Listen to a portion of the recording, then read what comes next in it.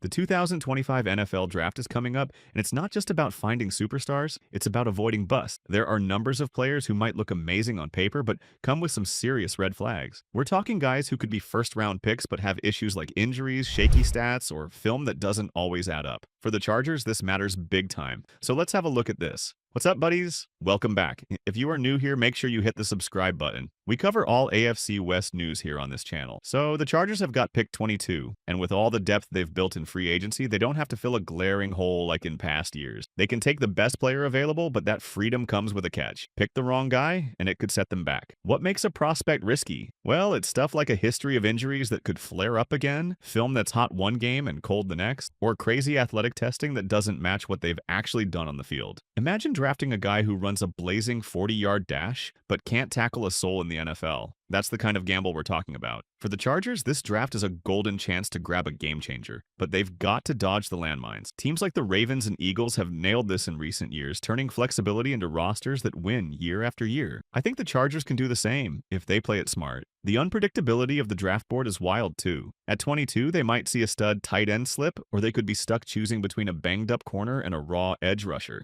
I'd love to see them trade down if the board gets messy, grab an extra pick or two, and still snag a solid player. It's a strategy that could load up this roster with talent, but it's all about picking the right risk. Let's break down some of these question marks and see what the Chargers should watch out for. First up, let's talk injuries, because nothing scares me more than drafting a guy who might spend half the season on the bench. There's a bunch of prospects in this class with injury histories that could make teams nervous, and the Chargers can't afford to roll the dice on someone who's not ready to play. Take the tight end, Elijah Arroyo from Miami. Super talented, with a ceiling that could make him a top 3 tight end in this draft. He's fast, he's explosive, and he's got highlight plays that make you drool, like sprinting 65 yards downfield to celebrate a teammate's touchdown. But here's the problem. He's had 2 season-ending knee injuries, one in 2022 and another that messed up 2023. That's a huge red flag. I'd love him for the Chargers offense, giving Justin Herbert a weapon, but I'm terrified he'd break down again. Then there's cornerback, Benjamin Morrison, who could be a first-rounder. He's got size, press coverage skills, everything the Chargers want opposite their current DBs. His film is top-notch, right up there with the best corners in this class. But get this, he's had a hip injury in high school, shoulder surgery in 2023, and hip surgery again in 2024. 2 season-ending surgeries on the same hip? That's a nightmare for a position that needs speed and agility. I wouldn't touch him at 22. It's too big a gamble when the Chargers need guys who can play now. There's also a running back from Ohio State named Trayvon Henderson, who fractured his foot in 2022 and dealt with knee and ankle issues in 2023, missing games and needing surgery. He played every game this past season, which is promising, but those old injuries make me wonder if he can handle a full NFL workload. The Chargers need an explosive back to pair with Najee Harris, and this guy's got the traits, but I'd be holding my breath every snap. Another example, Trey Harris, wide receiver from Ole Miss, who had knee surgery in 2023 and hip-groin problems in 2024, missing the Shrine Bowl. He still put up 1,000 yards in like 7 games, which is insane, but those nagging injuries could drop him today too. I'd be okay with that risk in the second round, not the first.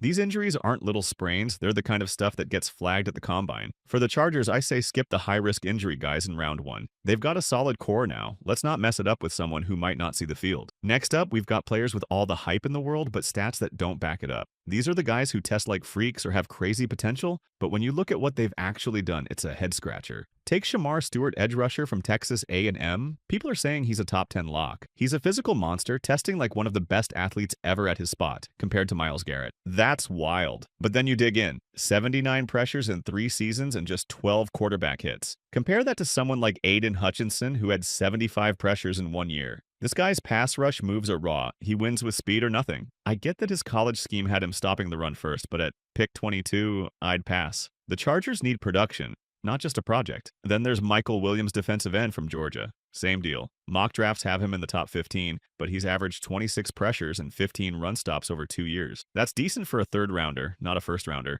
His film's solid when he's on the edge, but he didn't test like a freak, so you're banking on coaching to unlock him. I could see the Chargers taking him at 22 if they trust their staff to polish him up, but I'd rather grab someone who's already shown more. And don't get me started on Donovan Edwards, running back from Michigan. He tested through the roof, 3rd best athletic score among backs this year. Everyone remembers him nearly hitting 1,000 yards in 2022 when his teammate was hurt. But last year, 497 yards. This year, 592. And his yards after contact per carry ranked 64th out of 73 backs. He's got pass blocking chops and can catch, but that's not enough for a high pick. I'd take him late, not early. He's too risky for the Chargers' needs. These guys are all about traits versus production. Some teams love betting on upside, but I think the Chargers should lean toward proven players. Their defense already has coaches who can elevate talent. Why not give them someone who's already producing? Now, let's talk film that's all over the place. Guys who look like studs one game and ghosts the next. There's Kaleb Johnson, running back from Iowa, who's got people hyped as a round 2 pick. When he's good, he's explosive, breaking to the perimeter, dodging tacklers, bulldozing smaller guys. Against Ohio State and Penn State, he pops off. But then you watch him against UCLA and Nebraska, and it's like, where'd he go? He stops his feet at contact, struggles downhill, and doesn't create extra yards like a J.K. Dobbins would.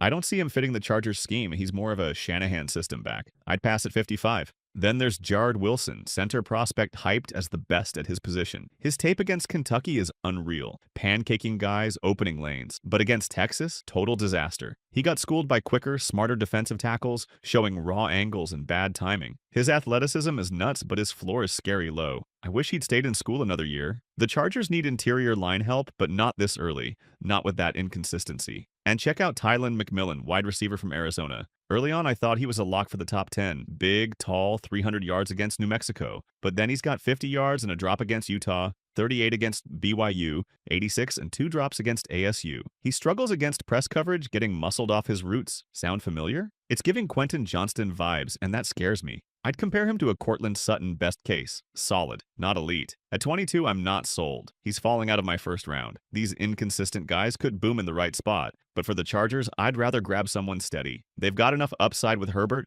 Let's not roll the dice on maybes. Here's another risk. Players who only showed up once or barely played. Darian Porter, corner from Ohio State, is a fan favorite. Great film. Controls the sideline. Tested awesome. But he's only played 694 snaps since 2020, with 425 this year. He's 25 already too. I love him for day 2, special teams and upside, but not round 1. Then there's Derek Harmon, defensive tackle from Oregon. He had 35 pressures in 2 years at Michigan State, then led the country this year after dropping weight. That's a wild jump. He's a beast now, but was he a zero-tech lump before? I'd take him at 22 if the film checks out. He could be a blue-chip steal. And Omar Norman-Lott, edge rusher from Tennessee, only averaged 230 snaps a year with 86 run defense snaps total. He's a pass rush specialist, but his run defense is weak. The Chargers need a complete player. I'd let someone else gamble on him. These one-year wonders and pitch count guys are tricky. I'd only bite if the upside's massive like that D tackle. Otherwise, I'm looking elsewhere. So where does this leave the Chargers? They've got a deep draft class to work with, especially at defensive tackle. Tons of options, even past round 1. I'd love to see them grab a pass-rushing defensive tackle at 22. Someone like Derek Harmon, Oregon guy, if he's legit. It's a premium spot now, and they need pressure up the middle. But if a tight end or receiver slips, I wouldn't hate trading up in round 2 for a playmaker. The key is balance. Mixing proven guys with a little upside. Free agency gave them depth, and the coaching staff can elevate talent. So I'd lean offense early and snag a defensive tackle later. They've got to avoid the injury traps and inconsistent busts. Focus on blue chip potential. This offseason could make them a playoff regular if they nail it. The Chargers are on the rise, no doubt, but this draft will shape their future. These risky prospects show how fine the line is between a home run and a whiff. I think they've got a shot to build something special. Let's just hope they dodge the danger zone. What do you think? Should they go defense or offense first? And who's your sleeper pick? Drop your thoughts below.